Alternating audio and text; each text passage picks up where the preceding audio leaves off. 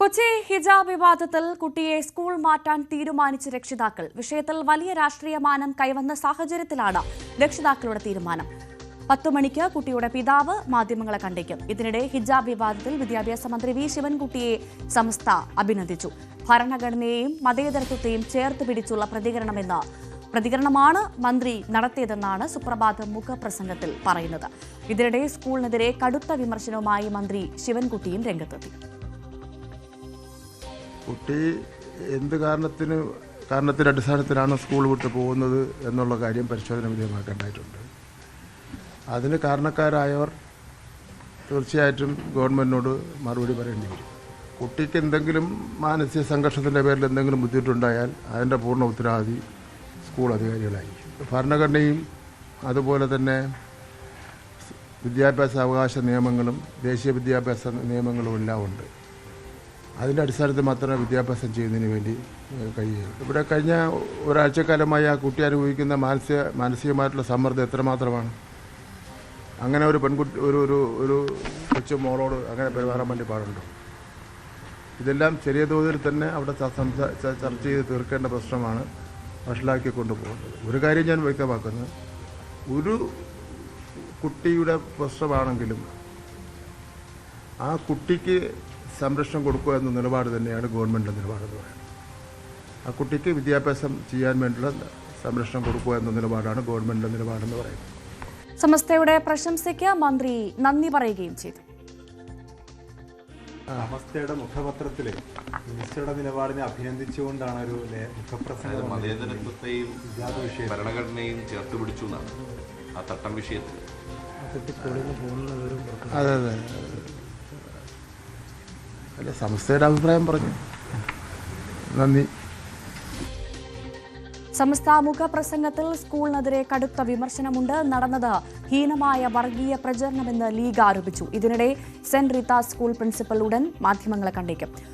നവമി ദിനേശ് വിവരങ്ങളുമായി ചേരുന്നു. നവമി, നമുക്ക് ആദ്യം അറിയേണ്ടത്, ഈ കുട്ടിയുടെ പിതാവ് ആദ്യം തന്നെ പറയുന്നുണ്ടായിരുന്നു, തുടക്കത്തിൽ പറഞ്ഞത് ഈ പ്രശ്നം നമ്മളിവിടെ അവസാനിപ്പിക്കുകയാണ്, സമ്മതപത്രം നൽകാം, കുട്ടി സ്കൂളിൽ അയക്കുമെന്നാണ്.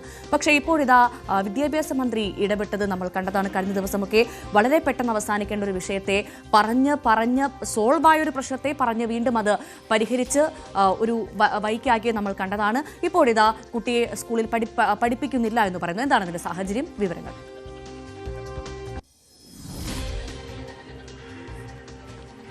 നമുക്കറിയാം, ഈ ഹിജാബ് വിവാദം വന്നതിന് തൊട്ട് പിന്നാലെ തന്നെ ഹൈബിയുടെ നബിയും അതോടൊപ്പം തന്നെ DCC പ്രസിഡന്റ് മുഹമ്മദ് ഷിയാസും ഈ സ്കൂളിലെ കുട്ടിയുടെ മാതാപിതാക്കളുമായി സംസാരിക്കുകയും ഈ വിഷയം എത്രയും വേഗരഭ്യമായി പരിഹരിക്കണമെന്ന് ആവശ്യപ്പെടുകയും ചെയ്തു. ഇതിനെ തുടർന്ന് ഈ ചർച്ചകൾക്ക് ശേഷം കുട്ടിയുടെ പിതാവ് ശിരോവസ്ത്രം ധരിക്കാതെ തന്നെ, അതായത് ഹിജാബ് ധരിക്കാതെ തന്നെ സ്കൂളിൻ്റെ നിയമം അനുസരിച്ച് കുട്ടി ഇനി മുതൽ സ്കൂളിലേക്ക് വരും എന്ന് ഉറപ്പ് നൽകുകയും ചെയ്തു. ഇത് സ്കൂൾ മാനേജ്മെൻറ്റിനെ അറിയിക്കുകയും ചെയ്തു. ആ വിഷയം ആ രീതിയിലേക്ക് ഏകദേശം അവസാനിക്കുന്ന സാഹചര്യത്തിലെത്തിയപ്പോഴായിരുന്നു അന്ന് വൈകുന്നേരം മന്ത്രി വി ശിവൻകുട്ടി ഒരു പത്രസമ്മേളനം നടത്തുകയും അതിൽ ഈ കുട്ടിക്ക് അനുകൂലമായും ഒപ്പം ഈ സ്കൂൾ മാനേജ്മെൻറ്റിനെ അതിരൂക്ഷമായി വിമർശിക്കുകയും ഒക്കെ ചെയ്തത്. ഇതിന് തൊട്ടു പിന്നാലെയാണ് ചില രാഷ്ട്രീയ പാർട്ടികൾ ഈ വിഷയത്തെ ഏറ്റെടുക്കുകയും വീണ്ടും വലിയ രീതിയിൽ ആളിക്കത്തിക്കുകയും ഒക്കെ ചെയ്തത്.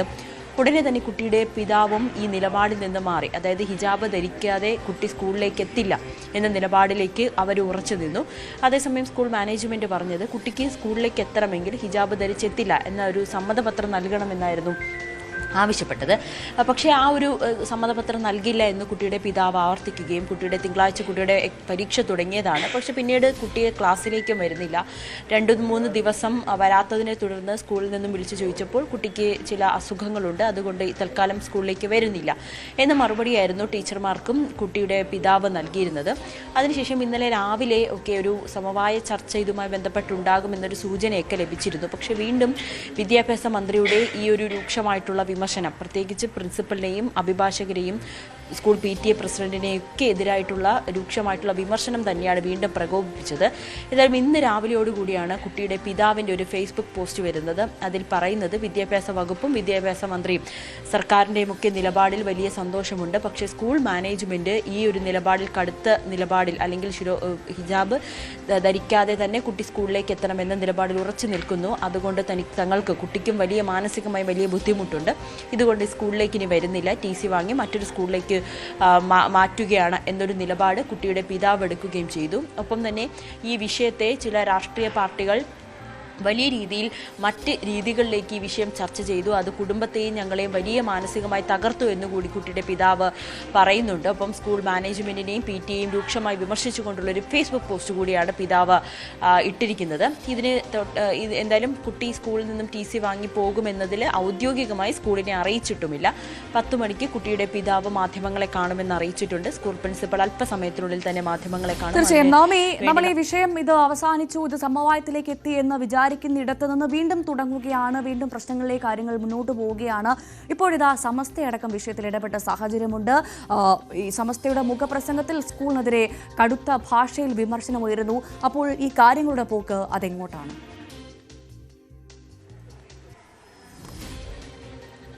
ഭവ്യ, എന്തായാലും ഇനി കുട്ടി സ്കൂളിൽ നിന്നും TC വാങ്ങി മാറാൻ തീരുമാനിച്ചിരിക്കുന്ന സാഹചര്യത്തിൽ ഇനി ഇതിൽ പുതിയൊരു വിവാദങ്ങളിലേക്കൊന്നും വഴിവെക്കില്ല എന്ന് പ്രതീക്ഷിക്കുന്നു. പകരം ഇനി ഒരു നിയമ നടപടികളുമായിട്ടായിരിക്കും സ്കൂളും കുട്ടിയും മുന്നോട്ട് പോവുക എന്നാണ് അറിയാൻ സാധിക്കുന്നത്. എന്തായാലും നേരത്തെ തന്നെ കോടതിയുടെ പരിഗണനയിലുള്ള ഒരു കേസ് കൂടിയാണ്.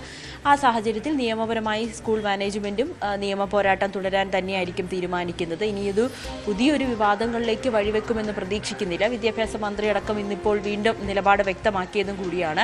ഇനി ഈ കുട്ടി സ്കൂളിലേക്ക് വരുന്നതുമായി ബന്ധപ്പെട്ടായിരുന്നു ഇത്രയും ദിവസമായി തർക്കം നിലനിന്നിരുന്നത്. ഇനിയിപ്പോൾ ആ തർക്കത്തിന്റെ ആവശ്യമില്ല. ഇനി സ്കൂൾ മാനേജ്മെന്റിന്റെ നിലപാട് ഈ വിഷയത്തിൽ എന്താണെന്ന് അറിയേണ്ട ഒരു കാര്യം കൂടിയേ ഉള്ളൂ. എന്തായാലും കുട്ടിയെ സ്കൂൾ മാറ്റാൻ തന്നെയാണ് പിതാവ് തീരുമാനിച്ചത്.